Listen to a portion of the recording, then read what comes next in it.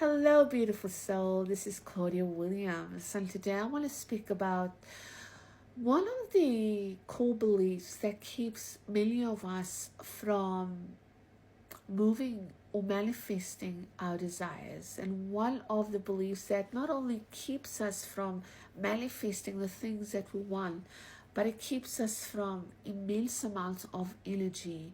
It keeps us from creativity. It keeps us from innovation.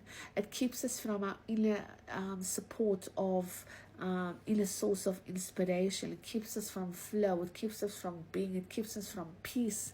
It keeps us from the beautiful sustenance of life itself that allows us to become a living transmitter of the very thing that we want, so that we can attract it to us easily and effortlessly.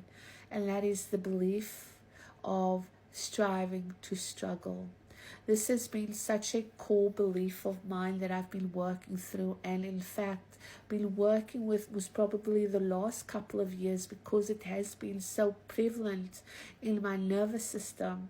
To be honest, it feels like a motor running in my body, and it just keeps going and going and going, and it just can't stop. I need to strive, I need to struggle.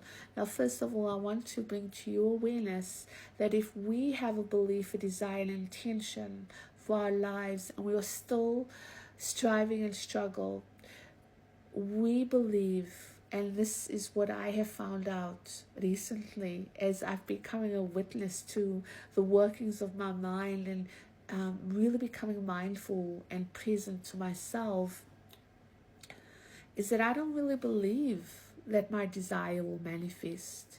If I'm striving here, and if I'm struggling, and for me, the way that presented itself for me was looking for ways to make more money or attract more money, constantly searching the web for different outfit, more clothes, accumulation, right? More food, more.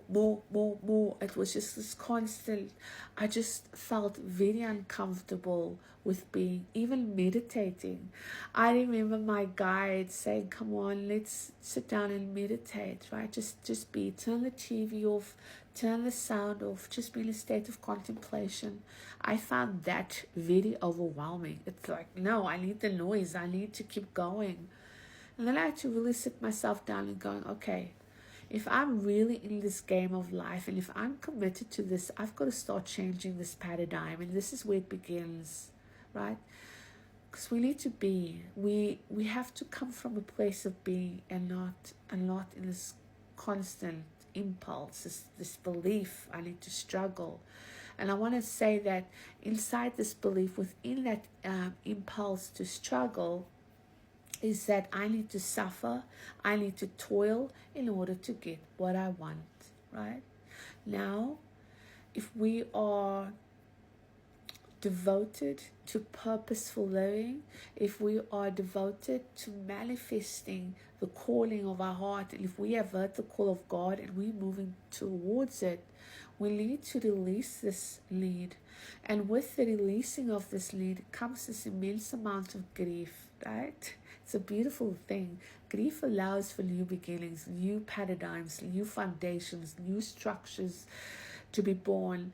And when we allow ourselves to really grieve, when we give ourselves the space to really grieve how we had to struggle and strive as children in order to feel safe, we begin to see that there's truly no landing place. There's nowhere to go, right?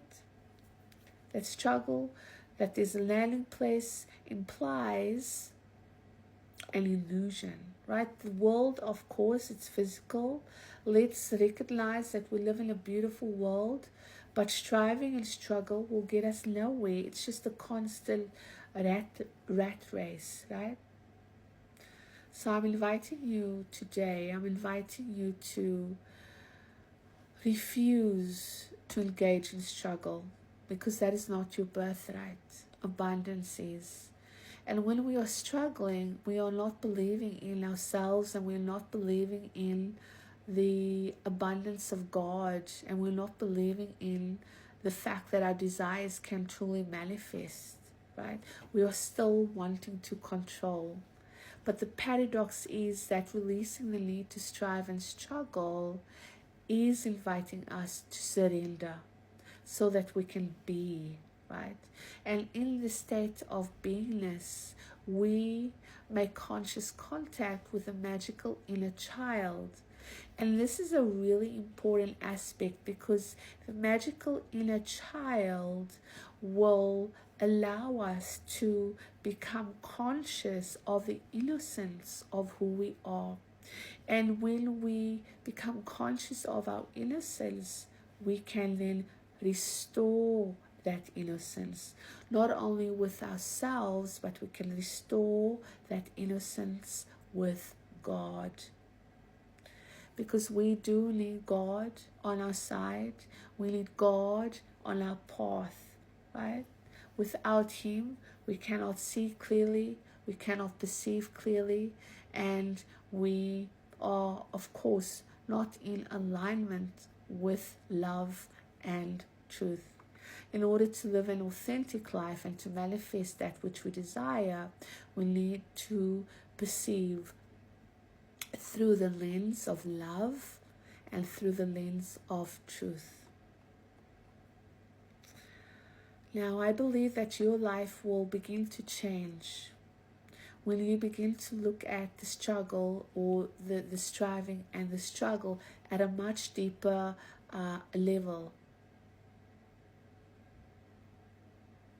And to realize that no matter how much striving and struggle that you're constantly doing, it's not going to replace your mother figure or your father figure. It's not going to replace that, and let's validate that. But what is going to replace that, when we allow ourselves to be, we replace it with the inner support of God, the inner support of inspiration. We replace it with peace, fulfillment, wonder, curiosity, and awe. We replace it with an immense amount of vitality and energy so that we can serve from a cup that overflows, because we are operating from an energized place of being within ourselves, because we have released the need to struggle. And when we drop into our body and release the need to struggle, our bodies begin to relax a bit more. The nervous system begins to relax a bit more. And we begin to relax from the mind into the body. And our body then opens up to an immense amount of trusted source information.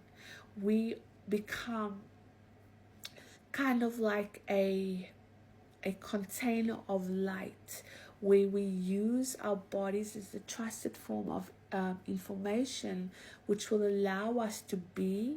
We move from the thinking mind into a state of being, and this is where we move into that state of flow, right? This is where true creation lies. We are then in the present moment. We're on a state of abundance. We're on a state of receptivity and openness. We trust. We deepen into trust, and then we activate the true magic of living, the true magic of the experience of life and who we are at this time. And when we grieve, the process of grieving is the process of shedding the distortions, the lies, the illusions we had in order to feel safe and survive as children. And we come to realization that underneath that struggle, underneath that pain, underneath that survival mechanism is an undilated self and the innocence of our inner child, waiting to be discovered and waiting to be embodied and waiting to be celebrated and to be seen by life and also to be seen by ourselves. Life then becomes a reflection of that, which activates the law of attraction. Life becomes easy at this point.